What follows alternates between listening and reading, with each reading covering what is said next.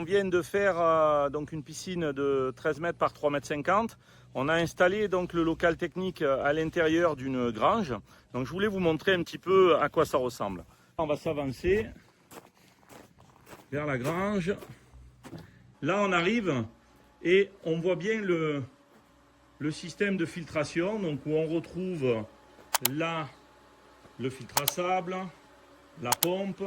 On voit bien donc tous les éléments donc de refoulement. Ici on a 3 refoulements dans la piscine, donc il y a 3 tuyaux. Ensuite on retrouve la prise balai, la bonde de fond, l'autre bonde de fond parce qu'on a un volet roulant immergé, les 2 skimmers et le 3e élément là-bas, je vous l'expliquerai tout à l'heure. Et puis là vous pouvez retrouver donc le système d'électrolyse au sel avec l'électrolyseur qui est ici, donc la cellule d'électrolyse.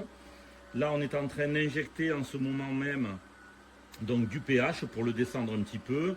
On peut voir que ici le pH est à 7,7. On cherche un pH idéal environ entre 7 et 7,4.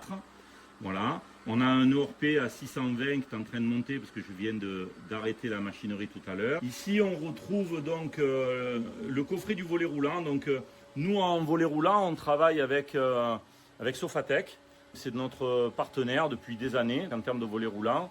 On vous fera une vidéo pour vous montrer un petit peu comment on monte une poutrelle de volet roulant, comment on le branche, comment on le connecte, comment on le règle, etc. Vous verrez, c'est assez sympa. Ici, on retrouve donc le tableau électrique avec un module WAN. Donc le module WAN nous permet de pouvoir mettre en route la piscine, l'arrêter ainsi que les horloges via directement le téléphone.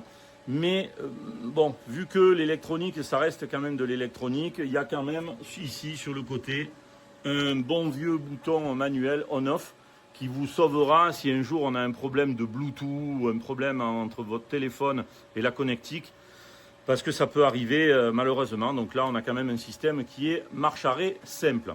Le dernier élément qu'on voit là-bas, ici on voit une vanne avec une autre vanne là en bas. Et bien ça c'est quoi? Eh bien ça c'est notre système Ecodo. On est dépositeur d'un brevet et ce brevet consiste en quoi? On récupère toutes les eaux de pluie qui tombent dans la piscine, on arrive à les stocker en périphérie de la piscine, on peut même différencier les eaux de pluie des eaux chlorées, ce qui est assez particulier. Ces eaux-là ensuite, quand elles sont stockées et qu'on a besoin de les réutiliser pendant l'été, on les aspire, on les repasse dans le système de filtration directement et on les renvoie directement dans la piscine. L'avantage c'est quoi? Eh bien l'avantage il est simple, c'est que pendant une période par exemple vous avez un arrêté préfectoral qui interdit de remplir vos piscines.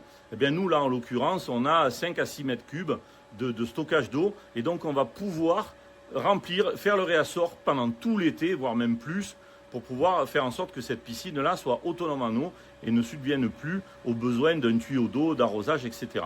L'objectif c'est vraiment ça, l'objectif premier. Encore une fois, je remercie Damien pour son excellent travail. N'oubliez jamais un élément, donc un tube par élément, un tube par refoulement, un tube par aspiration, un tube par skimmer, etc.